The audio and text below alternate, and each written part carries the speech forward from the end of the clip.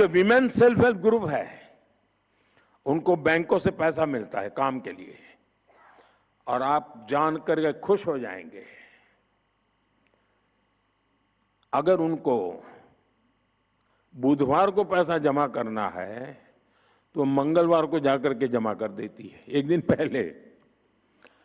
बहनों के पास जो व्यवहार है, कोई एनपीए नहीं हो रहा है जी, सारे के पैसे बैंक से जाते उतने ही वापस आते हैं। और मैंने देखा है, मैंने शासन में आने के बाद बैंकों के कारोबार में गरीबों की अमीरी भी देखी है और अमीरों की गरीबी भी देखी है।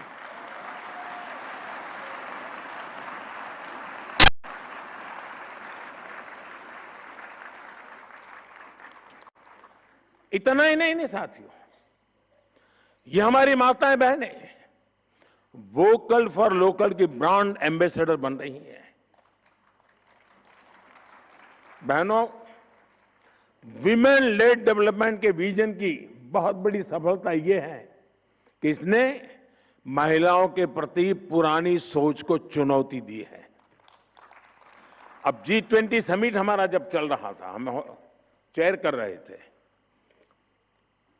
दुनिया के देशों को मुझे समझाना पड़ा था कि विमेन डेवलपमेंट और विमेन लेड डेवलपमेंट में क्या अंतर होता है। दुनिया का बहुत बड़ा वर्ग विमेन डेवलपमेंट तक सहमत था, विमेन लेड डेवलपमेंट के लिए मुझे ताकत लगानी पड़ी थी और हमें सफलता मिली थी। इस सोच का परिणाम है कि आज महिलाएं उन सेक्टर्स में भी बुलंदियों को छू रही हैं जहां कभी पुरुषों का एकाधिकार माना जाता था। आज हमारी बेटियां फाइटर पायलट बनकर आसमान की बुलंदियां छू रही हैं।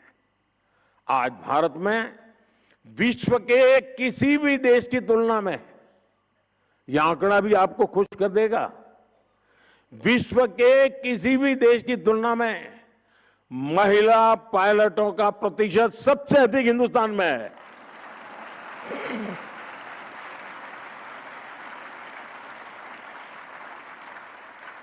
आज पीएचडी एनरोलमेंट में बेटियों की संख्या 2014 की तुलना में डबल हो चुकी है। हायर एजुकेशन और रिसर्च में करीब करीब आधी भागीदारी हमारी बेटियों की है।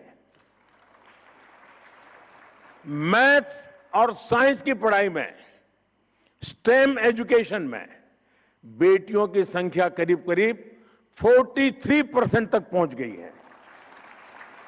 मुझे याद है, मैं दुनिया के एक समृद्ध देश में एक बार गया, तो वहां के शिक्षा मंत्री मेरे साथ लिफ्ट में हम लोग जा रहे थे, मतलब पूछा मुझे कि भारत में महिलाएं एजुकेशन में कैसा है। मैंने कहा बहुत अच्छा है, ज्यादा है, कुछ जगह पे तो पुरुषों से ज्यादा महिलाएं। तो फिर उन्होंने बड़ी जिज्ञासा से पूछा, स्टेम एजुकेशन में क्या महिला हिस्सा? मैंने कहा 50% हिस्सा उन्हीं का है। तो उनके लिए आश्चर्य था। ये दुनिया के समृद्ध देश की शिक्षा मंत्री की मैं बात कर रहा हूं। साथियों, हमारे समाज में एक बड़ी चुनौती महिला सुरक्षा को लेकर भी रही है। सदियों से महिलाओं को अपनी सुरक्षा के लिए मौन रहना पड़ा है। हमारी सरकार ने इस दिशा में भी मजबूत कदम उठाए हैं। न्याय व्यवस्था अधिक संवेदनशील बने, निर्णय प्रक्रिया तेज हो, इसके लिए हमने कानूनी बदलाव तो किए ही हैं, साथ ही फास्ट ट्रैक विशेष अदालतों की स्थापना भी की गई है। भारतीय न्याय संहिता में भी महिला सुरक्षा को प्राथमिकता दी गई है। एफआईआर दर्ज कराने की प्रक्रिया को सरल बनाया गया है। अब किसी भी स्थान से ई-एफआईआर या जीरो एफआईआर दर्ज की जा सकती है। पीड़िता के बयान को ऑडियो वीडियो के माध्यम से रिकॉर्ड करने जैसी व्यवस्था लागू की जा गई है।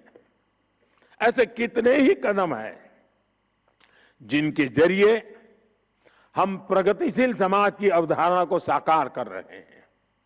साथियों, जीवन के हर पड़ाव, हर चिंता, सुख दुख, हर अवसर पर ऐसी हर परिस्थिति में ध्यान देते हुए हमारी सरकार ने अनेक छोटे बड़े कदमों से महिलाओं को सशक्त किया है। इसी का परिणाम है देश अब अपने लोकतंत्र को नई बुलंदी पर लेकर जाने के लिए तैयार है। साथियों, देश की नारी शक्ति ने अपने परिश्रम, साहस और आत्मविश्वास से नई ऊंचाइयों को छुआ है। अब हमें मिलकर इस शक्ति को नई ऊर्जा देनी है। उसके लिए अवसरों का विस्तार करना है। मैं आज इस मंच से देश की माताएं, बहनें, बेटियां सबको विश्वास दिलाना चाहता हूं कि देश उनकी आकांक्षाओं को समझता है और उनके सपनों को साकार करने के लिए हर आवश्यक कदम उठा रहा है। साथियों, मैं संसद में होने वाली चर्चा से पहले देश की नारी शक्ति से भी अपील करता हूं कि आप इस पूरी प्रक्रिया में अपनी सक्रियता बनाए रखिए। आप अपने अपने क्षेत्र के सांसदों से भी जरूर मिलिए। देश की महिलाएं अपने सांसदों से अपना पक्ष रखें, अपनी अपेक्षाएं उन्हें बताएं और जिस दिन वो सदन में आने के लिए अपने यहां से निकले तो जरा फूलमालाएं देकर के उनको विदाई भी दीजिए।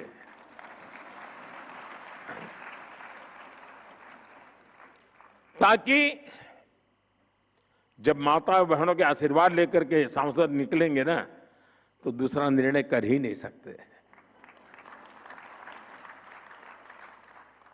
ताकि ये मेरे साथ सभी सांसद साथी सही निर्णय ले, महिलाओं के हित में निर्णय ले, सहमति से निर्णय ले।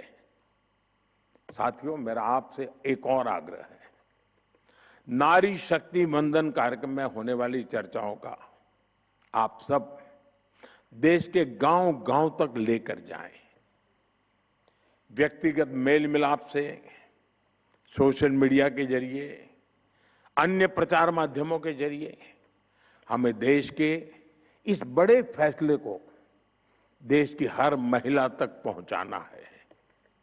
हमें उन्हें अवेयर करना है ताकि वो इस बड़े निर्णय की ताकत को समझ सके, ताकि वो अपनी भूमिका को समझ सके।